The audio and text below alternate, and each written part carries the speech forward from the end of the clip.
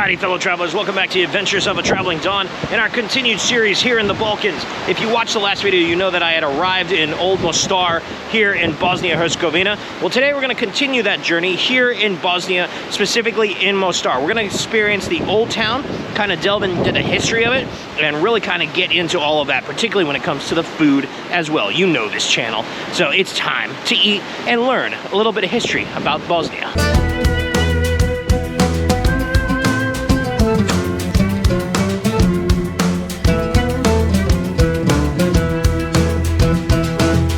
So in the morning, when you're kind of looking for something to fuel you up, to tide you over until lunch, a great place I highly recommend it is a place right behind me called Mostar. It's actually a kebab shop. However, during the morning time, they basically sell kind of like a couple different styles of pastries. And of course, the one that I got was the one that's kind of like that flaky phyllo dough with cheese inside. I've been having several different types of that throughout the Balkan trip, and I had to try them here. I got like 2 strips, probably about like that big each, and it was like 2 marks, so it was less than $1 for just a quick kind of like bite to eat. Absolutely fantastic. It's fast food. It was a little loud in there, so I wasn't able to actually record while I was in there, but you know, it was all kind of like locals dotting in and out, taking some to go, some of them eating there. Great place for just a quick cheesy breakfast, shall we say. Now, of course, after breakfast, if you need a quick kind of like pick-me-up, a little coffee or something like that, there's a lot of different coffee shops, and we'll probably stop at one more in this particular video. However, this first one is kind of like in this walled sort of like old building. I'm not exactly sure what the building was before, history-wise, but it's really kind of cool because I figured during like the spring, summer, when it's a little bit warmer, it's great to sit out on kind of like their whole patio area, which is fantastic. But even inside, looks really nice. This is called Fabrica Coffee Shop, and got myself my traditional Americano, so we'll give it a try.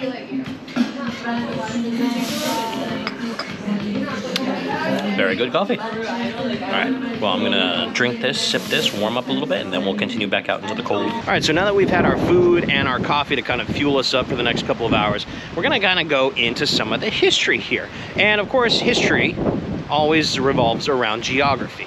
And of course, the Neretva River is the most key point here in Mostar. So the Neretva River runs all the way from the mountains in central Bosnia, all the way down to the Adriatic, which made Mostar a great kind of like central trading point for people that wanted to go into middle of Bosnia and basically mine all the ores and minerals that they would need, and they would ship them down through towards the Adriatic. And of course, Mostar, particularly on this side, I am on the east bank. The east bank is where the original part of Old Town was built, and they had kind of like a sort of whole shipping trading center on this particular side. Now, the name of Mostar, I believe I read properly, went back to about the middle 15th century, so about the 1450s is when you kind of first see it in writings. I don't know the name of what Mostar used to be. I mean, it's probably been named several different names. I mean, I think they've said that they've found somewhere underneath the city old Roman ruins. So it goes back to old Roman ruins. I'm sure they found like, I think they found like Neolithic. So people have been here for millennia. It's just the name Mostar in and of itself didn't really pop up until about the 1450s. And of course, shortly after that, and like I believe it's the 1460s or 70s, is when the Ottomans sort of took over, particularly on the East Bank. So we'll go ahead and go into Old Town and really kind of delve into that, because the Old Town that you see is more of a product of kind of like Ottoman times. And then of course, we'll see the famous bridge as well. So let's go and explore.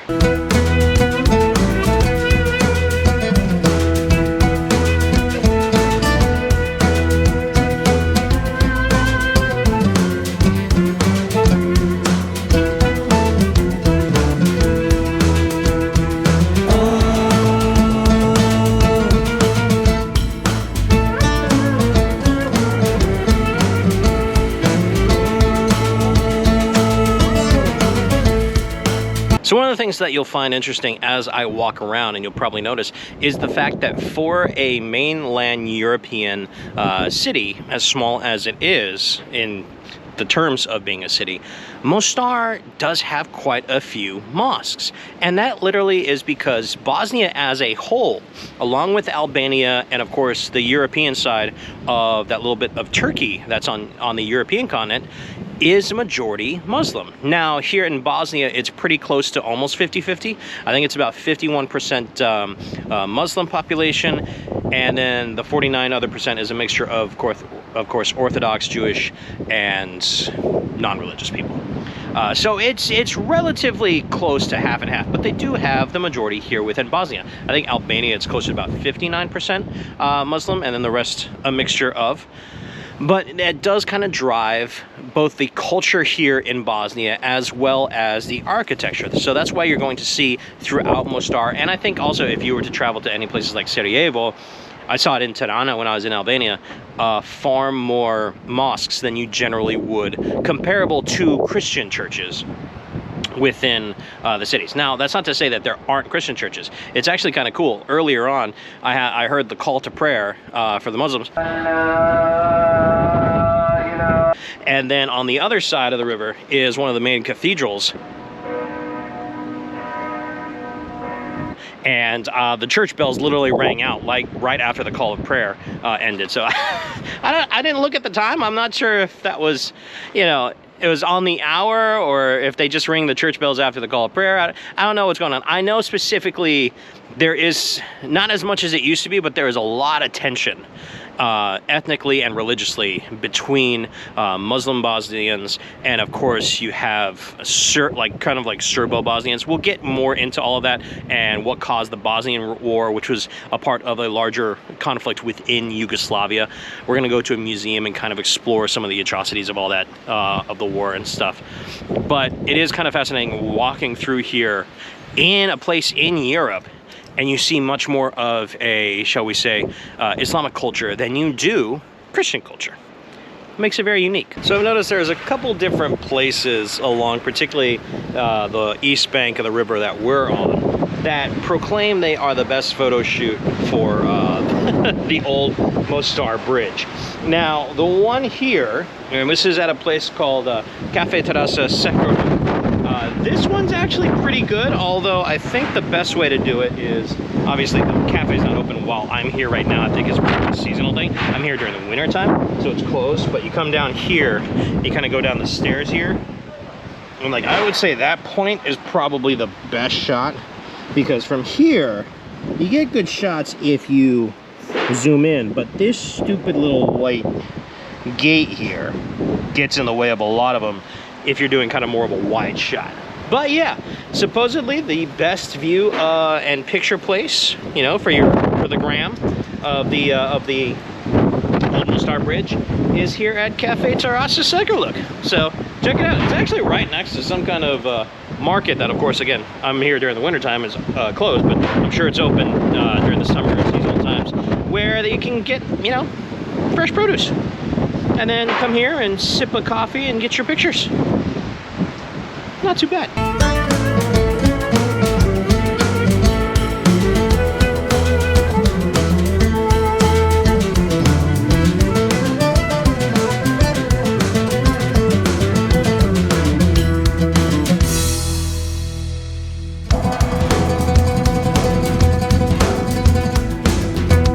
So the major strip here that comes through like the east bank side is what's considered the Bazaar. And I'm gonna try to pronounce his name. I believe it's Bazaar Kajunzuluk.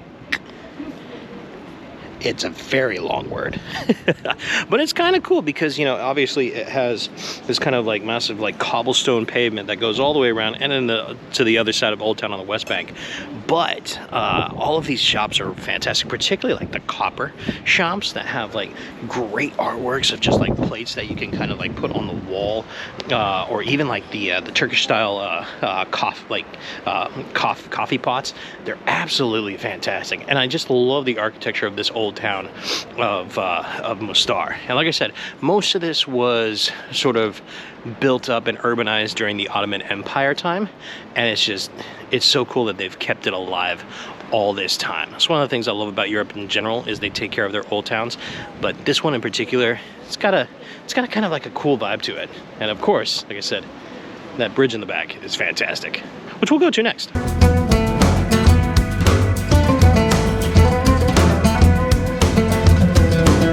I also really like the colors of these buildings right here. This is really kind of cool because each one is separated off into a different color, and it's just this specific part of the neighborhood. I wonder what the symbolism is behind it.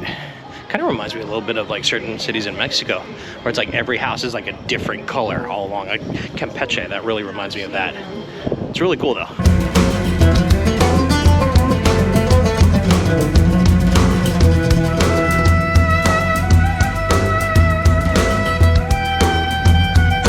And as I promised, the Old Mostar Bridge. This bridge was originally erected, I think, by Suleiman The Great. He was the one that commissioned it. And I think it was like 1566, something like that. That way that his armies had an easier path to get across from the east to the West Bank. Because honestly, if you think about it and you look at just the topography of everything, the fact that on both sides of the river, you know, now things have been cut down to a point where you can get down to the river, but I bet back then pretty much it was high cliffs everywhere. So places where you could actually get down naturally and even try and take a boat over probably would have been hard. You have to go up and down the river probably for miles to find places like that. And the river in and of itself is a rather deep river, and it's fast flowing. Like if you just look at the speed of it as it flows right now, it would not be easy to swim, let alone take a boat, because your boat would be drifting down if you're not just continuously rowing your way across. But it is a fantastic piece of architecture. It's just absolutely fantastic. Of course, you have on either side almost kind of like fortifications to guard the bridge on both sides on the east and west bank. So it's as much of a bridge as a kind of mini fortress as well. So again, really cool. Highly recommend, from what I've been seeing in videos, including like Rick Steves, coming here during like the summertime when it's warmer. Obviously I'm here in the winter when it's breezy and cold, and that water is very cold as well. But I'm sure during the summertime when it gets hot here in the middle of the mountains, I've seen people jumping off. They actually do things where they jump off. I think there's also places where you can jump off from like secret entrances, like over there, and you can jump into the water from there. So I've seen videos about it. It looks really kind of cool. I'd love to come back when it's much warmer and even try that. But even here during the wintertime, it is a great piece of architecture to just kind of like really enjoy and experience.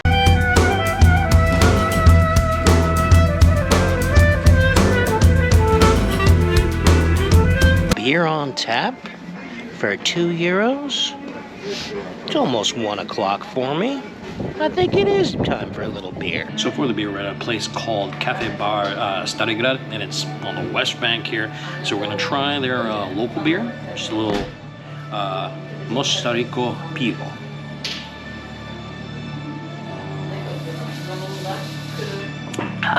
Give me a beer nose. It's actually not bad for a light beer. It's almost got kind of like a citrus flavor to it. They also have their own little homemade specialty. It's like a Bosnian dish. It's actually a dessert. So we're having dessert with beer midday. But hey, you know, when in Bosnia. And it's called, and I think I'm gonna get this right, it's called Machika. I'm still working on it. Either way, we're gonna try a little bit of that. Oh, that just came off really nice. It's actually very moist. Oh, that's fantastic. That is really, really good. Oh man, that's fantastic. I think almost a little bit of like a coconut flavor to it, mildly, but that's really good.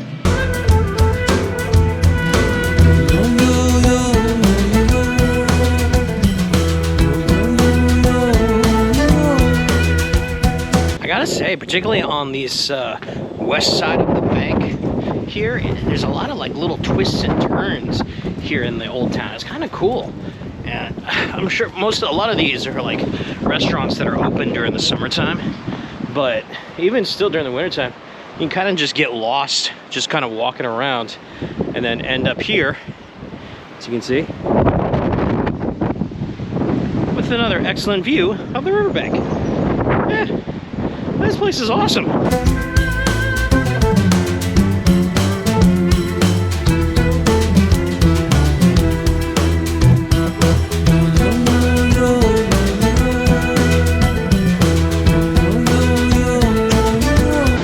So during the time of the Ottoman Empire, I think in Bosnia-Herzegovina in and of itself, there was about 20 plus stone bridges that were made throughout the entire country. By the time of the war, it started in 1992, the Yugoslavian War, I think there was down to about 12 after the war. There's only a few of them left. Two of them, of course, being in Mostar. The Old Mostar bridge that we saw earlier, and then this one, the Kriva Kupria, if I said that right, or known as the Crooked Bridge. And of course, this was built in the 16th century, almost around the same time as the Old Mostar Bridge. And it was kind of like another vital, important point for trade, because all the trade that came across that major bridge would then flow south across the Crooked Bridge here if it needed to go southwards, or vice versa. If any trade was coming over land from the south to the north, it would come across here and then it would go across the old bridge. But it's another great kind of like, it's like almost like a mini version of the Old Mostar Bridge, and it's just absolutely fantastic. And I love the fact that it's kind of like through this canal with the river here. Like the river, I believe, is natural, but like they've built up a stone canal that kind of runs all the way through, and you just have restaurants and, you know, hotels and everything that all kind of dot the landscape. I'm sure during the summertime, particularly at night, this place must look amazing. Like sitting at one of those little restaurants over there, and then having this probably that might light it up and whatnot. It's got to look fantastic. So, actually, I think that restaurant's open, so maybe later tonight we'll see if we go there for dinner and then check and see if this is all lit up. I know there's another one near the main one, main Old Mostar Bridge that was featured in Rick Steve's video here that I might do instead. We'll kind of see what I'm feeling like when it comes to dinner time. But anyway, this is such a cool little bridge, and this whole canal is just fantastic.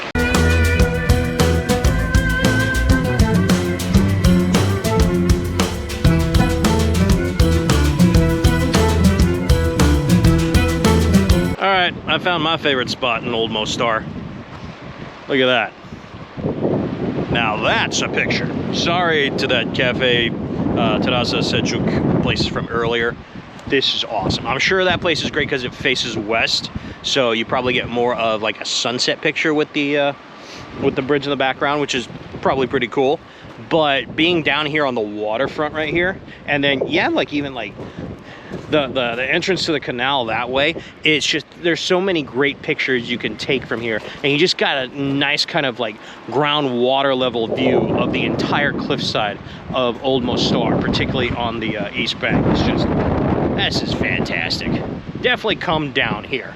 On Google Maps, it literally says Old Mostar Bridge photo point, which there's like 3 or 4 of those, but come to the one that's down on the waterfront. It's absolutely cool. I'm sure during the summertime you can watch people jump off from the bridge. They even have a diving platform on the other side as well, so you could probably watch people dive from there into the river too. So it's just cool.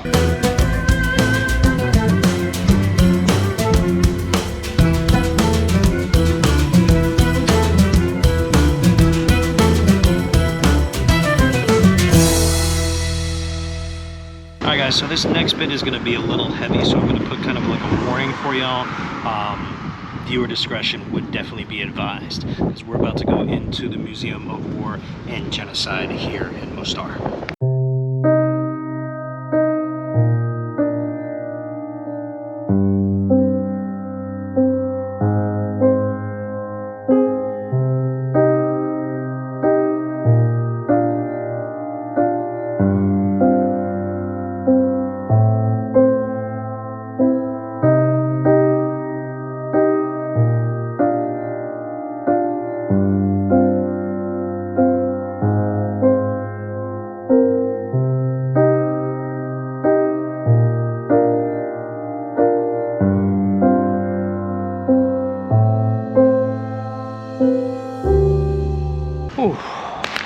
That was definitely heavy.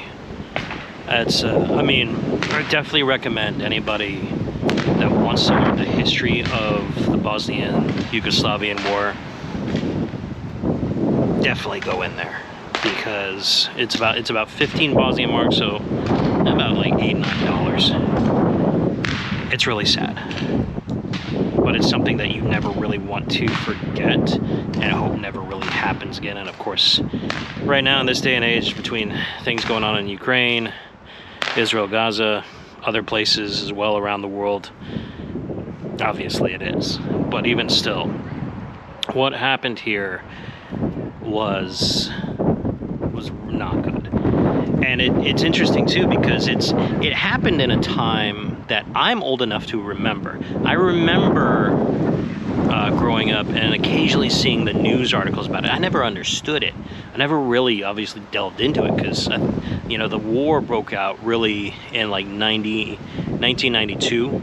I think 91 technically is when it really started, with the secession of both Slovenia and Croatia from Yugoslavia. And then in, I think it was 92, that Bosnia wanted to do their own secession. But of course, Bosnia is slightly different compared to the rest of most of the former Yugoslavian states. Whereas, and you think about Croatia, Slovenia is majority Catholic. Most of Serbia and North Macedonia is going to be a little bit more on the Orthodox Christianity, and Kosovo is mostly, at that time, was mostly Muslim. Bosnia was kind of a mix, you know, it was about 40+% Bosniak Muslim, it was, you know, 18% Croatian, you know, Bosnian Croats, and then you had another 30+% that were Bosnian Serbs. And of course, when they wanted to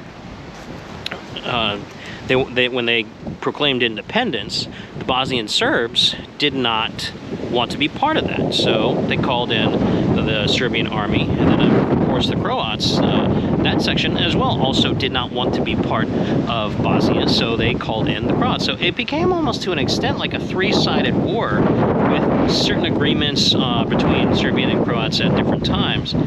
But still, it was like a three-way war throughout Bosnia. And while the conflict went from 1991 to 2001 in the entirety of this area, the biggest part of the fighting was from 92 to 95, and particularly 1993, and a lot of that happened in Bosnia. Bosnia was the bloodiest part of that entire war, and it's you just see so many things in that museum, stories of the survivors that they tell, and it's absolutely heartbreaking. It's so sad. Like, there was one story I was reading about a guy whose wife, and this happened to many Muslim women, when they were pregnant, they were taken to one specific hospital. The babies were taken, and then they were told that the babies had died. Whether or not the babies actually did die, they were told that the babies had died, and more than likely, they were probably killed. It's really sad. And then even outside of the museum, you come out here, there's a mosque right down here, and it's right across the street. And this cemetery here, pretty much everyone that is buried here are of Bosniak Muslim descent, and they were all pretty much killed throughout that 92 to 95. Specifically, you go around and most of the graves say 1993, where Mostar in specific was besieged. And it's really kind of sad. It's something that you hope never happens to this area again. You hope it never happens around the world again, but of course it is happening, and it will happen, just because humans are humans, unfortunately. But at the same time, it's just reading those stories of the survivors is what really kind of got me. And like I said, I highly recommend, as long as you can handle it, to go in and really learn about it, because it is a conflict that many of us in my age and slightly older, even younger, we either live through, either from seeing it from the outside, or, you know, people here actually lived through it that did survive it, and it's very, very humbling as a human. You know, most of that stuff, you think of concentration camps and stuff, you think of that with Nazis. You think like most people that fought during that time, during World War II and the atrocities of World War II, even World War I, all those deaths, most people aren't even alive anymore. Particularly those that fought through it, and those that were just barely children, they're getting up there in age. They're in their 80s. But this was something that happened within our time, our generations. So yeah, like I said, heavy, but definitely well worth learning all about that. All right, so after all of that heavy stuff, I figure we might as well lighten up and go back to a little bit of the food. And we're here at a place called the Restaurant Labyrinth, and this is kind of like the more well-known popular ones because this is the one that is right next and across from Old Mostar Bridge. So this is definitely particularly during the summertime, one of those more popular places just mainly for the view.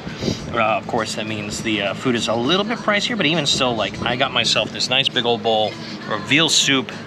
It smells fantastic, and this is about I think it was like 9 marks, so, you know, about $4.50, $5. Go ahead and give it a try before it gets cold. They only have outdoor seating, by the way.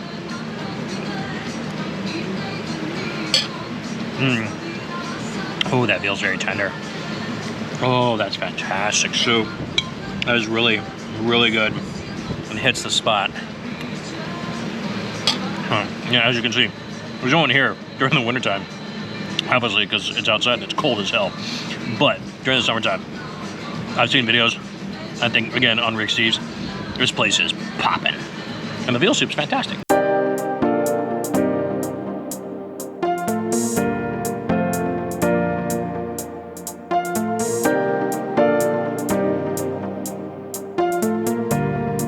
Boy, howdy, is it getting cold out there.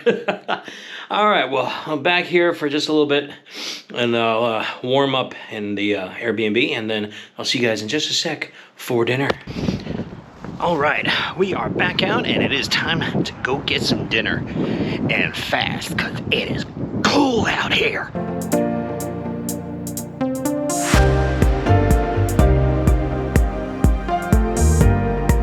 Okay, see now, that is worth coming out here at nighttime.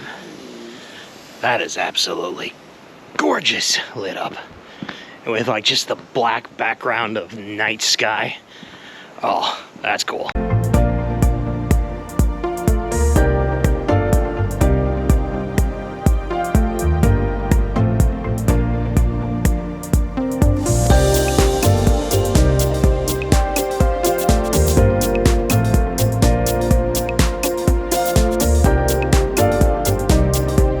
So if you remember when we were at the Crooked Bridge, I said I was going to potentially have dinner at that restaurant across the way. Well, that's where we're at. This is called Restaurant Divan, and number one, it's really kind of cool. I'm inside, of course, because it's cold as hell. But during, I think, like nicer weather, shall we say, that whole area that's outside, right along the river, like I went down just to look at it real quick. It's awesome. Like, I would love to come back here during like anywhere from like April through September, October, because it must be amazing. But even still, it's a really nice restaurant. It's basically a wine restaurant and a Bosnian traditional style. When I got myself a little thing of Divan Blatina wine. So this is like their house local Bosnian red wine. So cheers.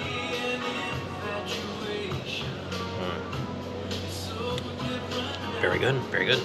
And then, of course, had to get myself, you know, final night in Bosnia. Gotta get my kajmak. Probably still have a little bit of time to get some kajmak in Croatia, but when we go back. But I had to get some Bosnian kajmak because it's so good. A little bit of bread. Just a mesh. Oh. God, I love kajmak. I don't care how messy it is. That's delicious. Okay, so dinner has arrived, and I got this big old plate of basically goulash, which of course is traditionally a Magyar, Hungarian area, but it's kind of like evolved into all the neighboring countries. The Balkans, of course, goulash is big, and this is the Bosnian style, so it's kind of like stewed style beef. This one doesn't really come with all that many vegetables, and it's not really in a pot for stew. It's kind of more stewed and put on with a side of mashed potatoes, so we're gonna go ahead and give that a try real quick. Oh, that is good. I've had different forms of goulash. Some with like noodles in more of a soup style. Particularly some of the Hungarian stuff I've had in Budapest. A little bit more on the spicier side, but just the flavor of this with just the mashed potatoes to go with that is fantastic. Very tender meat too. Very good.